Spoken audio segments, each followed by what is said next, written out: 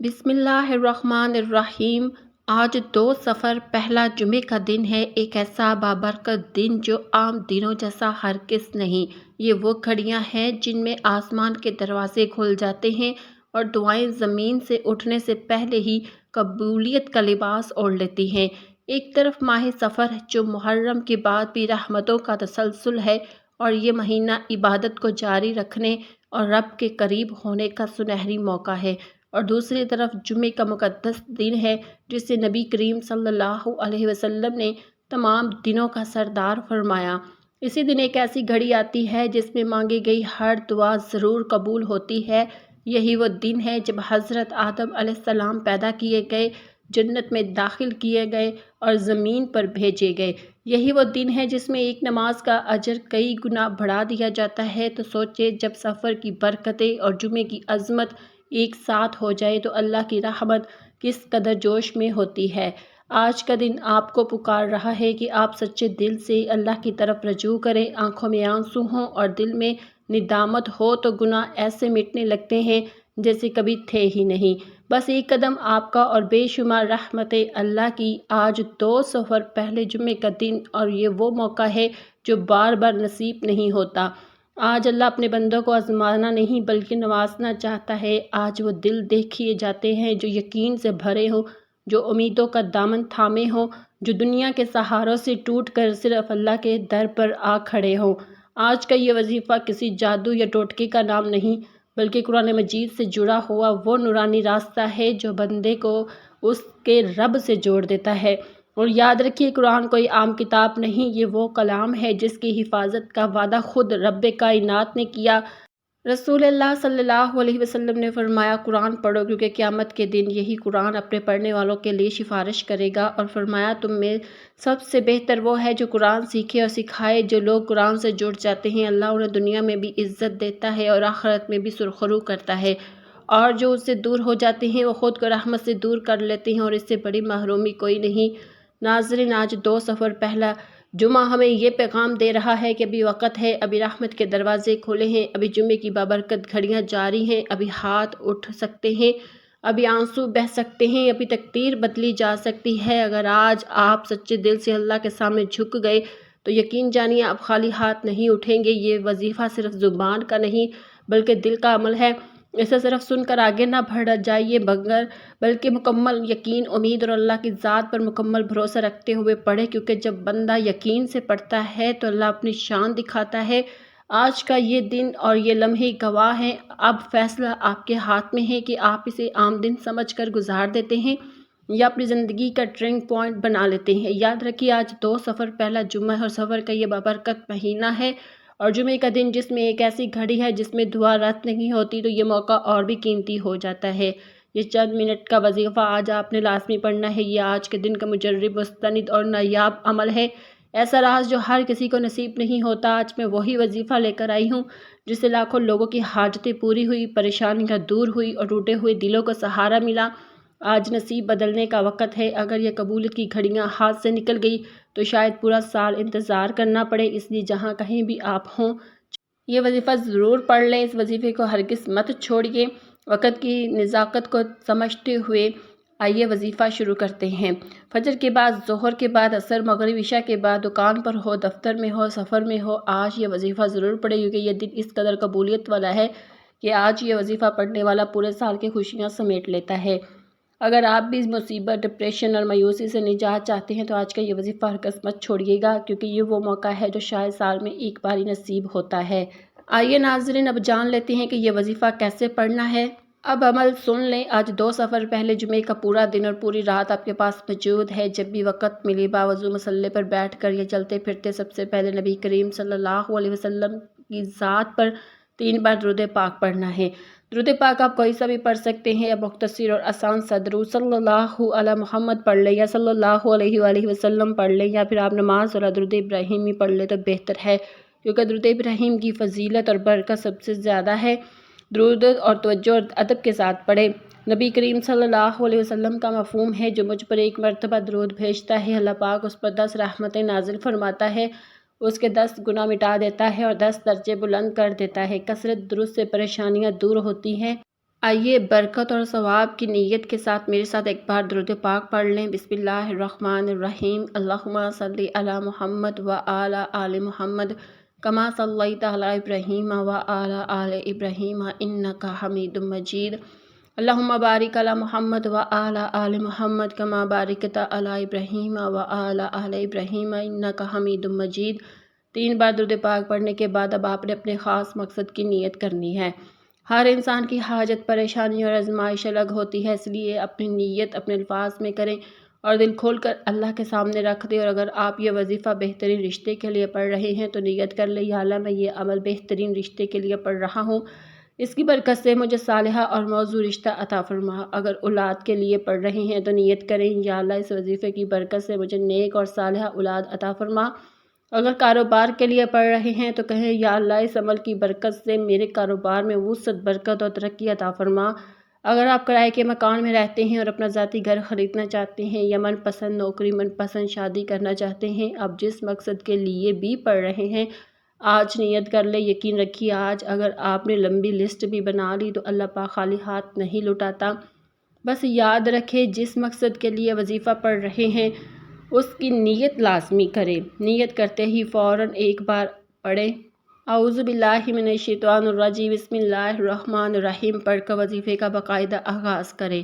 جس کام کے آغاز میں تعوذ اور تسمیہ ہو اس میں خیر ہوتی ہے، برکت ہوتی ہے اور سلامتی ہوتی ہے۔ جب آپ نیت بھی ہوگی، تعوذ اور تسمیہ بھی پڑھ لی، تو دل میں یہ کیفیت پیدا کریں کہ دنیا میں معافیہ سے تعلق ختم ہو گیا۔ یوں محسوس کریں جیسے آپ روضہ رسول کی جالیوں کے قریب بیٹھے ہیں، نگاہ جھکی ہوئی ہے، دل لرز رہا ہے، آنکھیں نم ہیں اور اسی حال میں آپ یہ خاص وظیفہ پڑھ رہے ہیں۔ مکمل توجہ، کامل یقین اور ٹوٹے دل کے ساتھ سب سے پہلے نمبر پر جو وظیفہ آپ نے پڑھنا ہے وہ رب کریم کے ایک صفاتی نام کا وظیفہ ہے، ایسا نام جس کی گونج عرش الہی تک پہنچتی ہے۔ اس نام کی فضیلت اور برکت اتنی عظیم ہے کہ آج ہر دل اس کی برکت سے مالا مال ہونا چاہتا ہے۔ آپ نے پہلے نمبر پر یا اللہ یا کریم پڑھنا ہے۔ آج ہر کوئی چاہتا ہے کہ اس پر رب کریم کی نظر کرم ہو جائے۔ اگر آپ بھی یہی چاہتے ہیں، اگر آپ رزق اور دولت کی کشادگی چاہتے ہیں، اگر آپ رب کے خزانوں تک رسائی چاہتے ہیں، اگر آپ اپنے گھر کے حالات بدلنا چاہتے ہیں، اگر آپ فقیری سے بادشاہی کی تمنا رکھتے ہیں تو آج پہلے نمبر پر یا اللہ یا کریم پڑھ کر دیکھ لیں۔ اب طریقہ اور تعداد پوری توجہ سے سنیں۔ یا اللہ یا کریم ایک بار ہو گیا، یا اللہ یا کریم 2 بار ہو گیا۔ اسی طرح آپ اپنے ہاتھوں کی انگلیوں پر یا تسبیح کے دانوں پر پڑھ لیں۔ آپ نے صرف 11 بار پڑھنا ہے اور پڑھتے وقت رب کریم سے ضد کر کے مانگنا، کیونکہ آج 2 صفر پہلے جمعے کا دن ہے۔ یہ برکت اور عظمت والا دن ہے، یہ قبولیت والا دن ہے، یہ وہ دن ہے جب رب کریم سے اپنی ہر بات منوانے کا موقع ملتا ہے۔ یاد رکھیے آج جو سچے دل اور کامل یقین کے ساتھ مانگو گی اللہ وہ عطا کرے گا۔ پہلے نمبر پر یا اللہ یا کریم 11 بار پڑھنے کے فوراً بعد وقفہ کیے بغیر آپ نے دوسرے نمبر پر جو وظیفہ پڑھنا ہے وہ قرآن مجید کی وہ سورت عظیم ہے جسے سورت شفا بھی کہا جاتا ہے۔ یہ کسی عام کلام کا نام نہیں، یہ وہ قرآن سورت ہے جسے اہل علم نے سورت شفا کہا، جسے کامیابی کا راز کہا گیا، جسے رب کے کلام کا خلاصہ کیا گیا، اور یہ سورت فاتحہ ہے۔ سورت فاتحہ قرآن مجید کی سب سے پیاری، سب سے عظیم سورت ہے، وہ سورت جس کے بغیر نماز مکمل نہیں ہوتی۔ اگر اسے نہ پڑھا جائے تو نماز ادا نہیں ہوتی۔ سوچئے جس سورت کے بغیر عبادت مکمل نہیں، اس کی تاثیر کتنی عظیم ہوگی۔ اس سورت میں اللہ نے اپنی حمد بھی بیان کی ہے، اس کی رحمت کا ذکر بھی ہے، یوم جزا کی یاد دہانی بھی ہے، سیدھا راستہ مانگنے کی دعا بھی ہے، اور بندے اور رب کے درمیان محبت بڑا مکالمہ بھی ہے۔ جب بندہ الحمدللہ رب العالمین کہتا ہے تو اللہ فرماتا ہے میرے بندے نے میری تعریف کی۔ جب بندہ ایاک نعبد و ایاک نستعین کہتا ہے تو اللہ فرماتا ہے یہ میرے اور میرے بندے کے درمیان ہے، اور یہ جو مانگے گا اسے ادا کیا جائے گا۔ آپ نے سورۃ فاتحہ کو 7 بار پڑھنا ہے، تعداد پوری ہونی چاہیے، مگر اصل چیز توجہ اور یقین ہے۔ یاد رکھیں سورۃ فاتحہ شکر کی سورت ہے اور اللہ شکر کرنے والوں کو بے حد پسند کرتا ہے۔ جو بندہ شکر ادا کرتا ہے تو رزق میں برکت آتی ہے، مال میں برکت آتی ہے، جان میں سکون آتا ہے، اولاد میں خیر آتی ہے۔ یہ وہ صورت ہے جس میں کامیابی کا راز چھپا ہے۔ بعض لوگ دن رات محنت کرتے ہیں، مشقت کرتے ہیں، پھر بھی کامیابی ہاتھ نہیں آتی، کیونکہ اصل کامیابی صرف محنت سے نہیں رب کی رضا سے بھی ملتی ہے۔ آج اگر آپ 7 مرتبہ سورۃ فاتحہ سچے دل سے پڑھ لیں تو یہ جو برسوں کی محنت سے نہ ملا وہ ایک لمحے میں مل سکتا ہے۔ جو دروازے بند تھے کھل سکتے ہیں، وہ جو راستے رکے ہوئے تھے ہموار ہو سکتے ہیں۔ جب آپ ہر بار الحمدللہ رب العالمین کہیں تو دل سے شکر ادا کریں جب ایاک نعبد و ایاک نستعین کہیں تو اپنی بے بسی یاد کریں، جب اہدنا الصراط المستقیم کہیں تو آنکھوں میں نمی لے آئیں کہ یا اللہ مجھے سیدھا راستہ دکھا دے۔ یہ 7 مرتبہ محض گنتی نہیں، یہ 7 بار رب سے جڑنے کا موقع ہے، 7 بار اس کے حضور جھکنے کا موقع ہے۔ یقین کیجئے اگر آج آپ نے یہ سورت دل کی گہرائی سے پڑھ لی تو وہ کامیابی، وہ سکون، وہ برکت جو ساری عمر نہ مل سکا وہ آپ کے نصیب میں آ سکتا ہے، کیونکہ دینے والا رب ہے اور اس کے خزانے کبھی ختم نہیں ہوتے۔ آپ نے دوسرے نمبر پر سورۃ فاتحہ 7 بار پڑھنے کے بعد بغیر کسی سے بات کیے، بغیر توجہ توڑے آج کا تیسرا اور آخری وظیفہ پڑھنا ہے۔ یاد رکھیے یہ آخری وظیفہ دل جمی اور خاموشی کے ساتھ پڑھنا ہے۔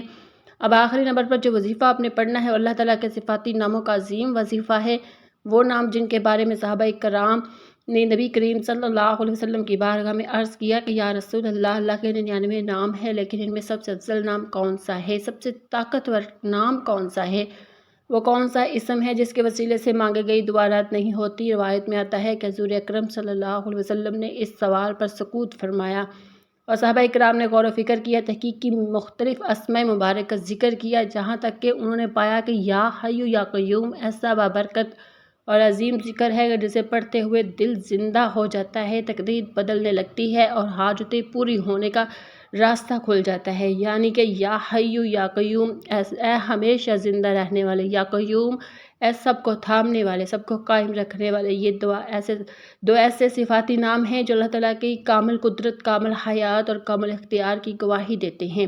ان دونوں کو ملا کر پڑھا جاتا ہے، یہ اسم مبارک بھی ہے اور اہل علم کے نزدیک اسم اعظم میں سے بھی شمار کیے گئے ہیں۔ یہ وہ کلمات ہیں جو عرش الہی کو جنبش دیتے ہیں، یہ وہ صدا ہے جو بندے کے دل سے نکل سیدھی آسمانوں کو چیرتی ہوئی رب کے حضور پہنچتی ہے۔ آج کا دن بھی بابرکت، مہینہ بھی نورانی اور گھڑیاں بھی قبولیت والی ہیں۔ ایسے وقت میں یا حی یا قیوم کا وظیفہ پڑھنا خزانے کی کنجی ہاتھ میں لینے کے مترادف ہے۔ آپ نے اسے نہ جلدی میں پڑھنا ہے نہ غفلت میں، بلکہ پورے یقین، توجہ اور عاجزی کے ساتھ پڑھنا ہے۔ طریقہ کار سن لیں۔ یا حی یا قیوم ایک بار ہو گیا، یا حی یا قیوم 2 بار ہو گیا، اسی طرح سے ہاتھ کی انگلیوں پر پڑھ لیں یا تسبیح کے دانوں پر پڑھ لیں۔ آپ نے صرف 11 بار پڑھنا ہے۔ یاد رکھیں یہ محض الفاظ نہیں، یہ رب کو راضی کرنے کا ذریعہ ہے۔ اللہ والے جب بھی کوئی دعا مانگتے تھے پہلے اپنے رب کو راضی کرتے تھے، اس کی حمد، اس کا ذکر، اس کے اسماء کے وسیلے سے اس کے در پر حاضری دیتے تھے، پھر اپنی حاجت پیش کرتے تھے۔ اور ہم کیا کرتے ہیں؟ ہم سیدھا مطالبہ کر کے کھڑے ہو جاتے ہیں، اللہ یہ دے دے، وہ دے دے، لیکن یا اللہ کے بندو پہلے رب کو مناؤ، پہلے اس کے در پر عاجزی سے جھکو، پہلے اس کے اسماء مبارکہ کا سہارا لو، پھر جو مانگو گے وہی عطا ہوگا۔ اس لیے آج آپ نے مکمل یقین کے ساتھ صرف 11 بار یا حی یا قیوم پڑھنا ہے اور ہر بار یہ محسوس کرنا ہے کہ آپ کا رب آپ کو دیکھ رہا ہے، سن رہا ہے اور آپ کے دل کی کیفیت سے واقف ہے۔ یہی وہ حاضری ہے جو قبولیت کی بنیاد بنتی ہے۔ بس ترتیب یاد رکھے، پہلے نمبر پر 11 بار یا اللہ یا کریم، دوسرے نمبر پر 7 بار سورۃ فاتحہ اور تیسرے نمبر پر 11 بار یا حی یا قیوم۔ جب یہ تینوں عمل مکمل ہو جائیں تو آخر میں پھر سے 3 مرتبہ درود پاک پڑھے جیسے آغاز میں پڑھا تھا، تاکہ عمل درود شریف سے شروع ہوا اور درود پاک پر ہی ختم ہو۔ اب آپ کا عمل مکمل ہو گیا، یہ آزمودہ عمل ہے، لاکھوں لوگوں نے ان سے فائدہ اٹھایا، ہر بات بار بار اس لیے سمجھائی گئی تاکہ کوئی کمی نہ رہ جائے۔ یاد رکھے 2 سفر پہلے جمعے کا دن فیصلے کا دن ہے، یہ موقع بار بار نہیں آتا۔ اگر آج آپ نے اسے سنبھال لیا تو زندگی بدل سکتی ہے، اگر اسے ضائع کر دیا تو بعد میں صرف افسوس رہ جائے گا۔ اب سارا وظیفہ پڑھنے کے بعد سچی توبہ کریں، اپنے گناہوں کو یاد کریں، دل سے ندامت محسوس کریں، بار بار کہیں یا اللہ معاف فرما دے، یا اللہ میں پلٹ آیا ہوں۔ جب تک دل کو سکون نہ ملے توبہ کرتے رہے، جب دل ہلکا ہو جائے، آنکھوں میں نمی آ جائے تو سمجھ لے کہ رب کی رحمت قریب ہے۔